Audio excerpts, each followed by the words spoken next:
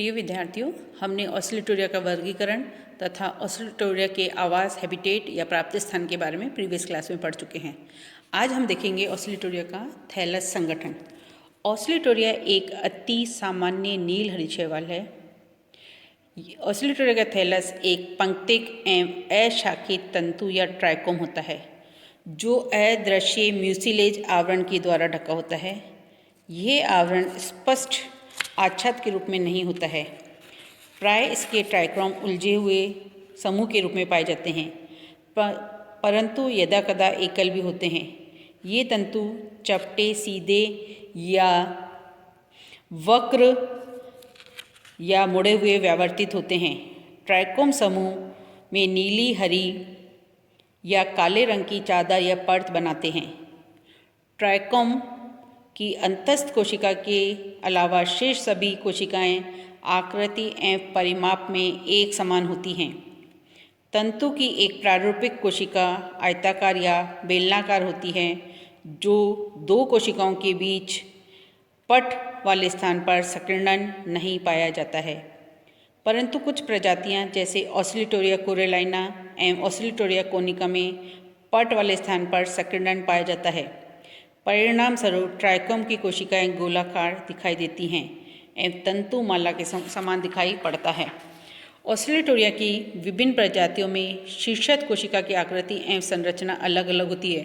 जैसे कि चित्र में अपने को दिख रहा है, चित्र ए के अंदर कोशिका जो है गोलाकार है, बी में अग्रसिरा इसका मुड़ा हुआ है, सी में गुंबद आकार की है और डी और ई में कैलिप्ट्रा के समान जो है इसकी कोशिका है। यह कोशिका टोपीनुमा, गोल, शंक्वाकार या समुंड होती है। अधिकांश कैपिटेट या समुंड प्रजातियों में ऊपरी कोशिका एक टोपीनुमा संरचना से एवं अन्य में एक मोटे आवरण कैलिप्ट्रा या गोपक से ढकी होती है, जैसे चित्र डी और ई में है।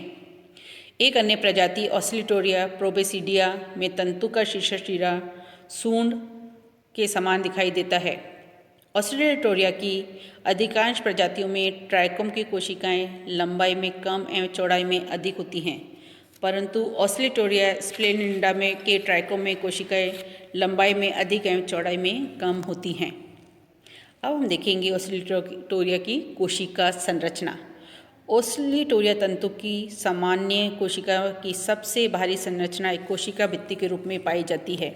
जैसा कि चित्र में है, सबसे बाहरी परत जो होती है कोशिका भित्ति के रूप में पाई जाती है। कोशिका भित्ति की मोटाई लगभग 2000 एंगस्ट्रॉन होती है। वैज्ञानिक हेल्फेन ने 1973 के अनुसार कोशिका भित्ति के बाह्य हिस्से में दो अन्य स्तर पाए जाते हैं। एक परत की मोटाई 160 एंगस्ट्रॉन और दूसरी परत की 90 एंगस्ट्रॉन मोटी होती है। भित्ति की आंतरिक संरचनात्मक परत में लगभग 700 एंगस्ट्रॉन व्यास के छिद्र पाए जाते हैं, जो मध्य परत 160 एंगस्ट्रॉन में खुलते हैं।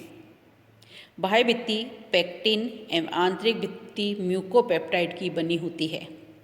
कोशिका में कणिका में जीव द्रव्य पाया जाता है। यह कोशिका झिल्ली द्वारा घिरा होता है। इस प्रकार कोशिका झिल्ली कोशिका भित्ति के ठीक नीचे स्थित होती है। कोशिका जीव द्रव्य के बाहरी व रंगीन वर्ण की द्रव्य क्रोमोप्लाज्म व आंतरिक रंगहीन केंद्र की द्रव्य न्यूक्लियोप्लाज्म सेंट्रोप्लाज्म में विभाजित है। तो इसमें जो जीव द्रव्य दो भाग हैं, सेंट्रोप्लाज्म और क्रोमोप्लाज्म। कोशिका द्रव्य में विभिन्न झिल्लीबद्ध कोशिकांग उपांग जैसे माइटोकॉन्ड्रिया, हरित लवक, अंतःप्राथमिक जालिका इत्यादि का इसमें अभाव होता है। बाहरी वर्ण की द्रव्य या क्रोमोप्लाज्म में अनेक थैलेकॉइड्स लंबवत अक्ष के समकोण पर समान दूरी पर व्यवस्थित होते हैं। इसमें जो नली रूमर संरचनाएं दिख रही हैं पतली पतली, वे थैलेकॉइड्स हैं। इनमें फाइकोब्लिनोसोम्स कण पाए जाते हैं, जिनमें क्लोरोफिल ए, कैरोटीन, जेंथोफिल तथा फाइकोब्लिन्स सी फाइकोसाइनिन और सी फाइकोरिथिन वर्णक उपस्थित होते हैं। जीव द्रव्य में इसके अतिरिक्त साइनोफाइसिन स्टार्च, साइनोफाइसियन कण संचित खाद्य के रूप में होता है। साइनोफाइसियन कण, बी कण, क्रोमेटिन कण एवं संरचनात्मक कण भी पाए जाते हैं। कीचड़ में पाई जाने वाली प्रजातियां सैप्रोफिटिक होती हैं। ये एवं प्लैंक्टोनिक प्रजातियों की कोशिकाओं में कूट रिक्तिकाएँ या गैस रिक्तिकाएँ भी पाई जाती हैं। केंद्र के द्रव्य में प्रारंभिक केंद्रक या केंद्रकाभ पाया जाता है, जिसमें केंद्रक झिल्ली, गुणसूत्र एवं केंद्रिक का अभाव होता है। आनुवंशिक पदार्थ डीएनए के रूप में पाया जाता है, जो तंतु में अथवा क्रिस्टल रूप में होता है। डीएनए के साथ हिस्टोन प्रोटीन उपस्थित होती है। अब हम देखिए कोशिका संरचना में पोषण या न्यूट्रिशन। ऑस्लिटोरिया एक स्वयं पोषी नील हरित शैवाल है। ये प्रकाश संश्लेषण की प्रक्रिया में सरल अकार्बनिक यौगिकों क्रमशः कार्बन डाइऑक्साइड एवं जल के द्वारा प्रकाश एवं आवश्यक प्रकाश संश्लेषी वर्णकों की उपस्थिति में पहले सरल कार्बोहाइड्रेट्स का एवं इनकी मात्रा बढ़ जाने पर कोशिका में इसे साइनोफाइसियन प्रोटीन कणों एवं सोनोफाइसियन स्टार्च के में परिवर्तित कर देता है। पोषण के पश्चात देखेंगे गति, मूवमेंट्स। ऑस्लिटोरिया में गतिशील शैवाल हैं, जिनमें स्वगमन ऑटोनॉमिक मूवमेंट गतियाँ निम्न प्रकार से होती हैं। पहली दोलन गति। इसके तंतु में घड़ी के पेंडुलम के समान अक्ष के दाईं एवं बाईं ओर दोलन गति होती है, इसलिए इस शैवाल का नाम ऑस्लिटोरिया रखा गया।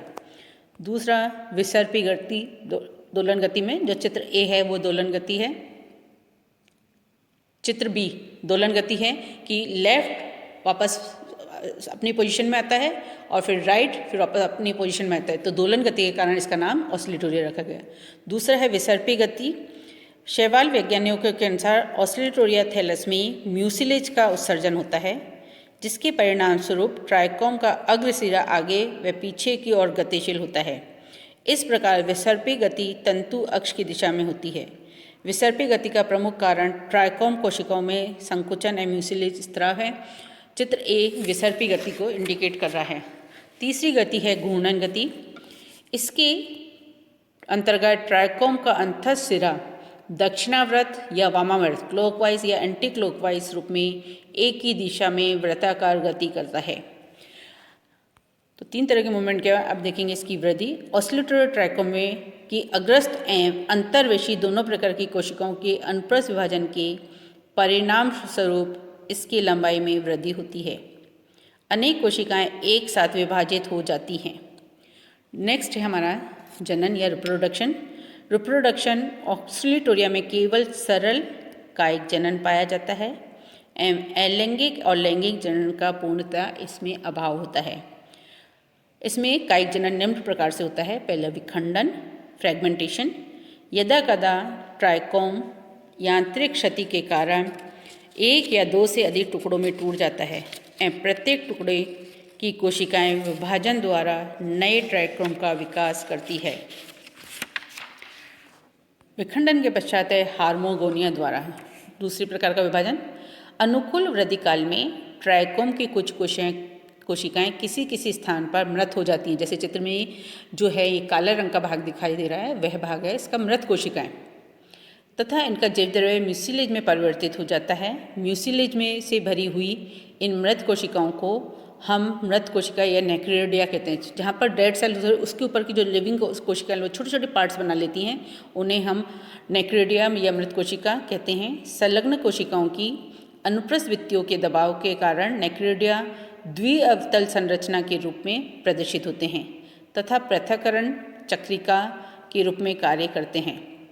चित्र में दिख रहा है जिस तरह से इन मृत कोशिकाओं की स्फीत क्षमता समाप्त हो जाती है, अतः नेक्रोडिया में उपस्थित म्यूसिलेज के फूलने से तंतु इन कमजोर बिंदुओं से टूट जाता है एवं ट्राइकोमा इस प्रकार अनेक खंडों या हार्मोगोनिया में बढ़ जाता है।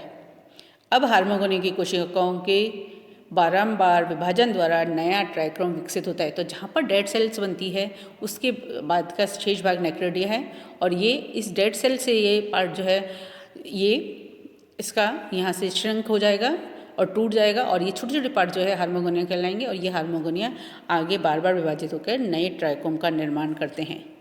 अब लास्ट हम देखेंगे इसकी लाइफ साइकिल जीवन चक्र। लैंगिक जनन की पूर्णतः अनुपस्थिति के कारण जीवन चक्र में पीढ़ी एकांतरण का अभाव होता है, अर्थात एक पीढ़ीय जीवन चक्र पाया जाता है। तो इसमें केवल जो जनन है वो वेजिटेटिव है हार्मोगोनिया के द्वारा और दूसरा फ्रेगमेंटेशन के द्वारा फ्रेगमेंट बनेंगे और ये ऑस्लिटोरिया का निर्माण करते हैं।